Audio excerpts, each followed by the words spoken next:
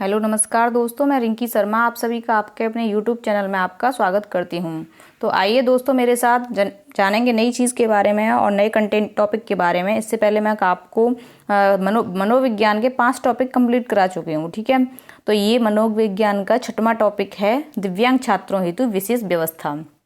जो बच्चे अपंग हैं या दिव्यांग हैं उनके लिए शिक्षण व्यवस्था कैसी होती है, तो उन सब चीज़ों के विषय में हमारे ये सुपर टेट के सिलेबस में दे रखा है। तो इसको हम डिटेल में जानेंगे और आप मेरे साथ बने रहेंगे।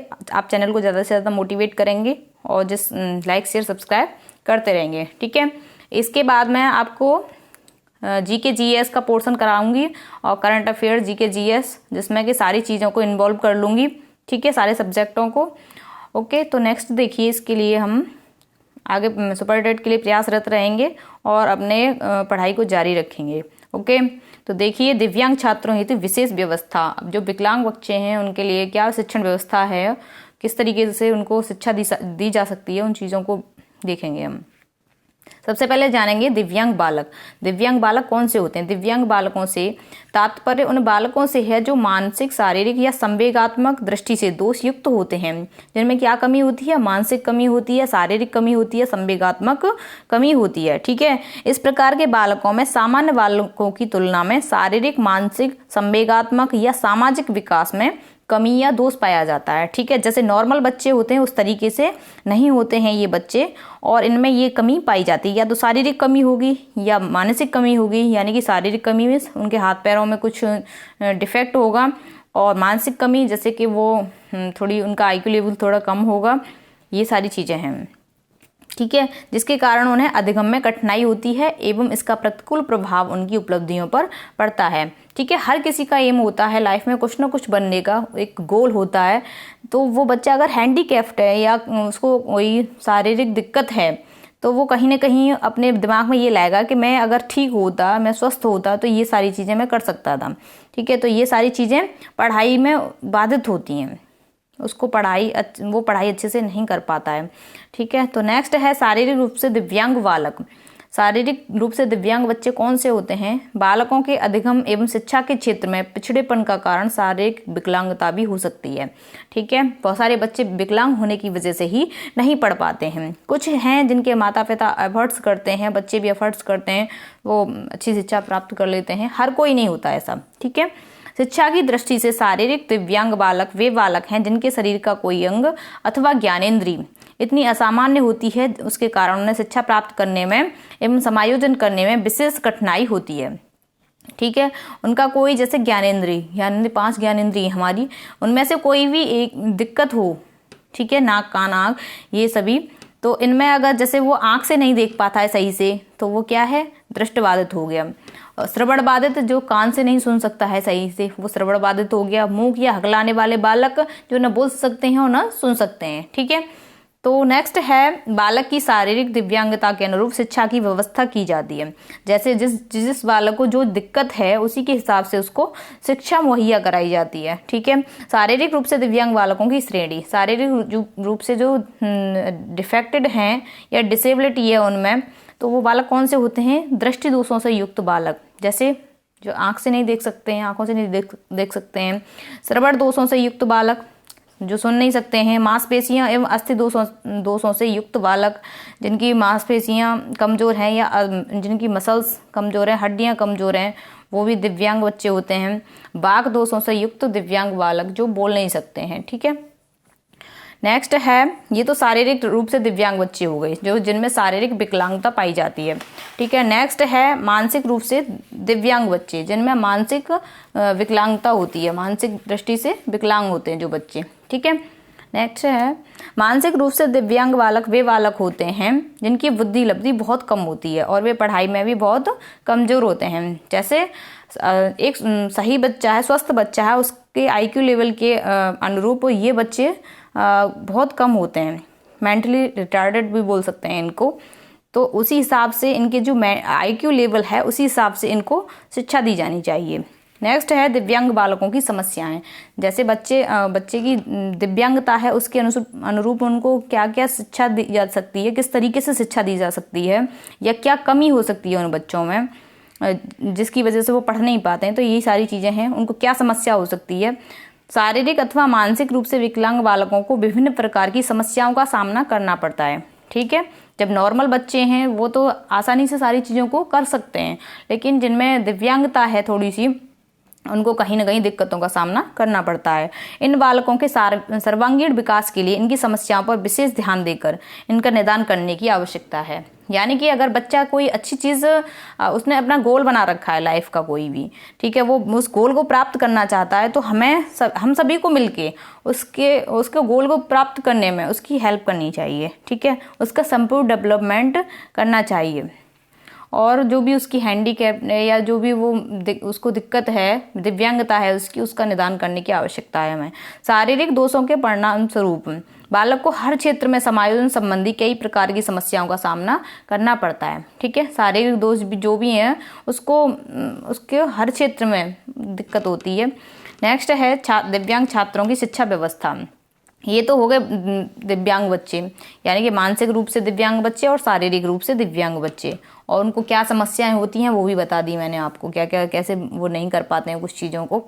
तो उनकी शिक्षा व्यवस्था कैसी होनी चाहिए, क्लास में अगर हम पढ़ाएंगे तो उन बच्चों का क्या होना चाहिए, उन बच्चों को किस तरीके से हम शिक्षा दे सकते हैं। ठीक है, दिव्यांग बालकों के शरीर के विभिन्न अंगों की हड्डियाँ, ग्रंथियाँ या जोड़ों में विकार होता है। ठीक है, इस विकार के कारण उन्हें विभिन्न प्रकार के कार्यों को सुचारू रूप से संपन्न करने में कठिनाई होती है। यानी कि वो रूटीन बेस वाले काम भी सही से नहीं कर पाते हैं, उनको उठने बैठने चलने फिरने में हर तरह की समस्याओं का सामना करना पड़ता है। ओके, विकलांगता जन्मजात भी हो सकती है। ठीक है, विकलांगता क्या होती है, जन्मजात भी हो सकती है या आनुवंशिक भी हो सकती है, जन्म से ही। ठीक है, जो जन्म से ही हो सकती है, जब से बच्चा पैदा होता है, या किसी दुर्घटना में भी इसका रोल हो सकता है कि कोई एक्सीडेंट हो गया, बच्चे का गिर गया कहीं से या कहीं रोड में किसी वाहन से टकरा गया, तो उससे भी बच्चे में विकलांगता आ सकती है। ठीक है, विकलांग बालकों को भी सामान्य बालकों के साथ शिक्षा दी जानी चाहिए। क्या है, अगर हम सामान्य बच्चों के साथ बैठ के उनको शिक्षा नहीं देते हैं तो वो कहीं ना कहीं अपने आप को मतलब कि अपने आप को उनके अंदर हीन भावना आ जाएगी। ठीक है, अपने आप को एक असहारा सा महसूस करेंगे वो। ठीक है, तो ये चीज़ नहीं होनी चाहिए उनके अंतर्गत, उनके दिमाग में ये चीज़ नहीं आनी चाहिए। उनको भी सामान्य बच्चों के साथ बिठा के पढ़ाई करानी चाहिए। विकलांग बच्चों को समय समय पर डॉक्टरों के पास ले जाना चाहिए। ठीक है, एवं उनके स्वास्थ्य संबंधी समस्याओं का समाधान किया जाना चाहिए। उनका स्वास्थ्य कैसा है, उनको बहुत सारी चीज़ों के बारे को उनका बहुत सारी चीज़ों के लिए उनको ध्यान में रखना चाहिए। ठीक है, शारीरिक दोष के अनुसार उनके बैठने के लिए कुर्सी की मेज़ की व्यवस्था होनी चाहिए। ठीक है, अगर वो बच्चा बैठने में असमर्थ है तो उसके लिए एक सही सी टेबल और चेयर होनी चाहिए जिससे कि वो आसानी से बैठ सके उस पर। और जो बच्चे अंधे होते हैं उनके लिए क्या होता है, ब्रेल लिपि द्वारा उनको पढ़ाई कराई जाती है, ब्रेल लिपि द्वारा। ठीक है, और जैसे कि ब्रेल लिपि में क्या होता है कि कुछ उभरे हुए अक्षर होते हैं। ठीक है, जिससे बच्चा स्पर्श के माध्यम से स्पर्श करेगा, उनको छुएगा तो वो उनको पहचान लेगा, और डेली अभ्यास करते करते वो उसको समझ आ जाएंगी चीज़ें। ठीक है, तो आपको कितना समझ में आया ये आप मुझे बता सकते हैं कमेंट बॉक्स में जाके। नेक्स्ट देखेंगे, ये दिव्यांग छात्रों की शिक्षा व्यवस्था हो गई कंप्लीट। नेक्स्ट है अधिगम अशक्तता, लर्निंग डिसेबिलिटी। ठीक है, जो बच्चे पढ़ने में अशक्त होते हैं या लर्निंग में उनकी जो दिक्कतें होती हैं वो कौन कौन सी हैं। कुछ छात्र पढ़ने लिखने, मौखिक अभिव्यक्ति, यानी कि जो उनका ओरल कम्युनिकेशन होता है। ठीक है, पढ़ने लिखने और ओरल कम्युनिकेशन में, शब्दों की वर्तनी करने में, गणित एवं तर्क शक्ति को समझने आदि में अशक्त होते हैं। यानी कि उनको गणित बहुत मुश्किल से समझ में आती है, और जो रीजनिंग है वो भी मुश्किल से समझ में आती है। ठीक है, तो ये सब क्या है, अधिगम अशक्तता है। इस प्रकार की अशक्तता को ही क्या कहते हैं, लर्निंग डिसेबिलिटी कहते हैं।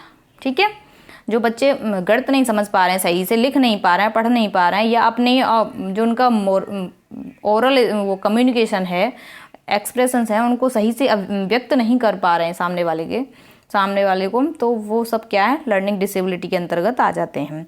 ठीक है, नेक्स्ट है मौखिक रूप से सीखने व भाषा संबंधी अशक्तता। मौखिक रूप से क्या है, मौखिक रूप से जो भाषा सीखी जाती है उससे संबंधित अशक्तता क्या होती है, उसको क्या कहते हैं, अफेजिया या डिस्फेजिया कहते हैं। ठीक है, जो बोल नहीं पाते हैं बच्चे, जो बोलने में असमर्थ होते हैं, जो कमी होती है उनमें, उसको क्या कहते हैं, अफेजिया या डिस्फेजिया के नाम से जाना जाता है। ठीक है। पढ़ने की अशक्तता, उसको क्या कहते हैं, अलेक्सिया या डिसलेक्सिया कहते हैं। ठीक है। ये पिछली बार टेट में क्या आया था, पठन वैफल्य के नाम से आया था। इसमें पठन वैफल्य क्या होता है, तो ये क्या होता है, डिसलेक्सिया ही होता है। इसको डिसलेक्सिया को पठन वैफल्य भी कहते हैं, जो पढ़ने में असमर्थ होते हैं बच्चे। ठीक है। लिखने की अशक्तता, जो लिखते हैं बच्चे, उसको क्या कहते हैं, आप लिखने से याद कर सकते हैं, ग्राफ से, ग्राफ पे लिखते हैं, उसी प्रकार से लिखने की ट्रिक लगा लेना। अग्रेफिया, अप्रेक्सिया, डिस्ग्राफिया, आसिम्बोलिया, डिस्प्रेक्सिया, ये सभी इसके नाम हैं लिखने से संबंधित। ठीक है। शब्दों की वर्तनी संबंधी अशक्तता, जो बच्चे बोलते हैं उनमें कुछ अशुद्धि भी करते हैं, तो उनको क्या कहते हैं, बालक वर्तनी शुद्ध नहीं लिख पाता है, वह शब्दों के विभिन्न अक्षरों को क्रम से नहीं लिख पाता है। ठीक है। एवं उनके स्थान बदल देता है। जैसे लड़की के स्थान पर वह लकड़ी और सरल के स्थान पर सरल लिखता है। तो क्या है, ये वर्तनी से संबंधित अशक्तता है, उसको कहीं ना कहीं ये सारी चीज़ें दिक्कत देती हैं। नेक्स्ट है गणित संबंधी समस्याएं। गणित संबंधी समस्या को कैसे पहचानेंगे आप, जैसे गणित को आप कैसे करते हैं, कैलकुलेशन के माध्यम से करते हैं। तो इसका जो अगर एग्जाम में आ जाए तो गणित संबंधी समस्या को क्या कहते हैं, डिसकैलकुलिया कहते हैं। कैलकुलेशन को, गणित को कैलकुलेशन के माध्यम से करते हैं, और इससे संबंधी जो समस्या है उसको क्या कहेंगे, डिसकैलकुलिया। ओके, आपको समझ में आ गई होगी बहुत सारी चीज़ें ये बहुत अच्छे से। नेक्स्ट है अधिगम अशक्तता वाले बालकों की शिक्षा। ये जो लर्निंग डिसेबिलिटी होती है इन बच्चों में, जैसे मौखिक रूप से दिक्कत है, पढ़ने की दिक्कत है, लिखने की दिक्कत है, और ये शब्दों की वर्तनी संबंधी दिक्कत है, गणित की दिक्कत है, तो इनको इस सारी दिक्कतों को दूर करने के लिए क्या शिक्षा होना चाहिए। देखिए, इन बालकों के परिवार के वातावरण को सुधार कर इनके प्रति सकारात्मक व्यवहार अपनाने के लिए सभी को प्रेरित किया जाने की आवश्यकता होती है।